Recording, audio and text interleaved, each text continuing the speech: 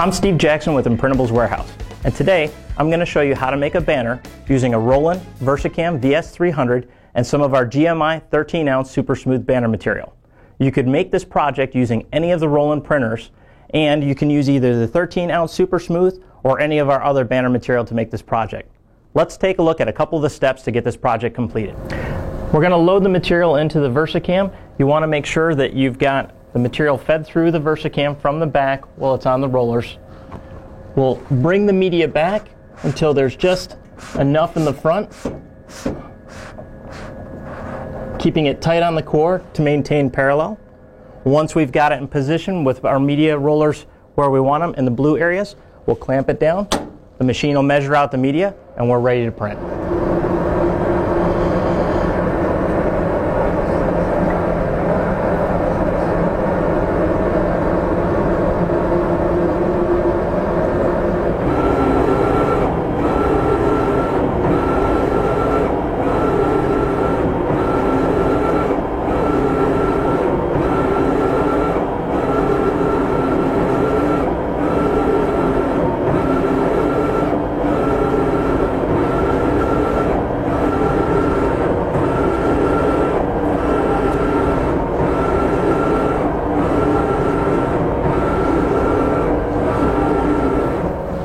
Once the design's completed, we'll do a sheet cut and remove it from the printer.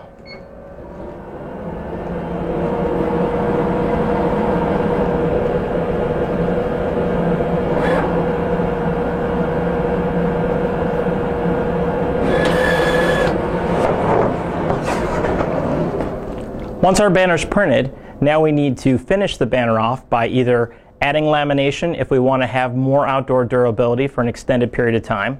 We can also trim it using our Super Edge ruler and apply either hem tape or power tape to reinforce it. We'll show you the different ways you use that in a little bit. And then we'll add grommets. You can use 3/8" grommets like these here. They come in a variety of different sizes and colors. You can get brass or nickel.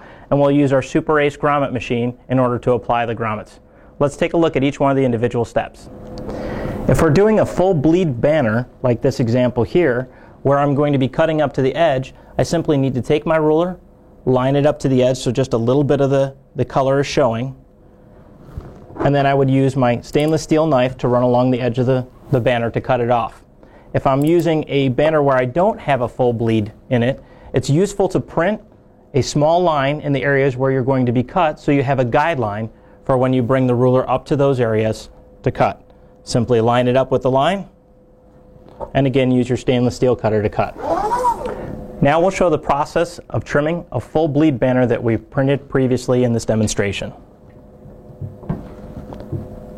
Line the ruler up so just a slight edge of ink is showing all the way across the printed area, and run your blade down the edge of the ruler.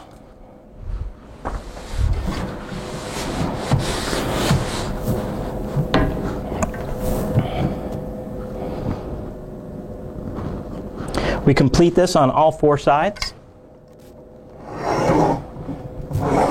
Hem tape would be used on any type of banner that has a high scrim content where we want to have a folded over finished edge.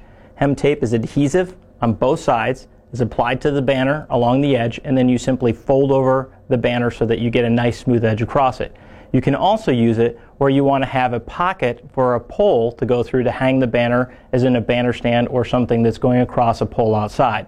In this example here, we've already set a line on our banner, and we're going to apply the tape so that we can make a pocket pole.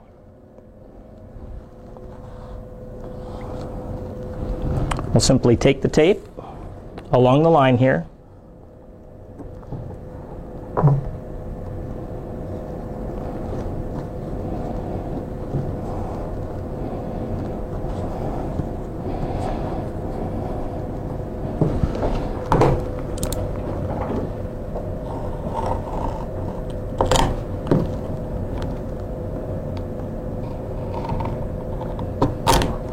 trim the tape off. Once we have it firmly applied, you can remove the backing and then take the banner and fold it over in place.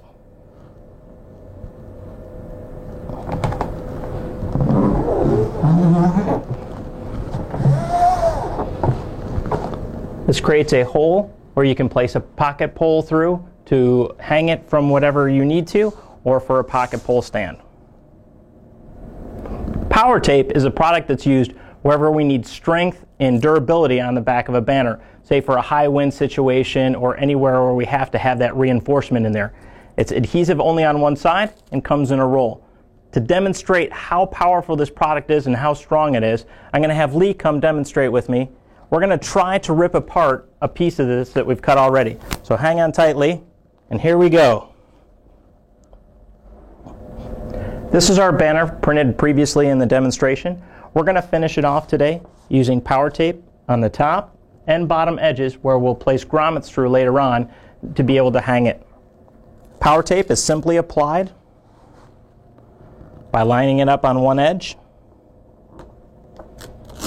running the tape down the length of the cut banner. If you make a mistake with this product before it's set, you can simply pull it back up and reapply. You want to try to avoid having any bubbles in the application. Once we have it down on the end, we can take our knife and trim it.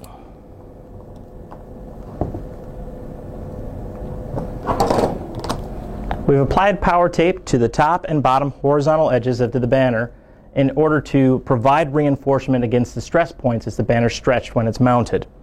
We're going to now put grommets into the banner across the power tape area in order to provide a hole for the attachment device to be used. There's a top hat portion which goes on the upper portion of the grommet machine, and then the bottom portion of the grommet, which is relatively flat and fits into the groove. You place this over the area that has the hem tape or power tape, line it up at the desired position, and then apply the grommet. When the grommet is in properly, it should not rotate. We'll apply grommets every 2 feet along the banner, doing the corners, and if your banner is at a longer size, you can simply fold it over in the middle and apply a grommet there. In order to get the center of the banner, you can simply fold over the two edges so that the corners meet, and then lightly crease the material in the center so you have a line to work off of. When you open it back up, there's a visible crease in there that I can apply a grommet through.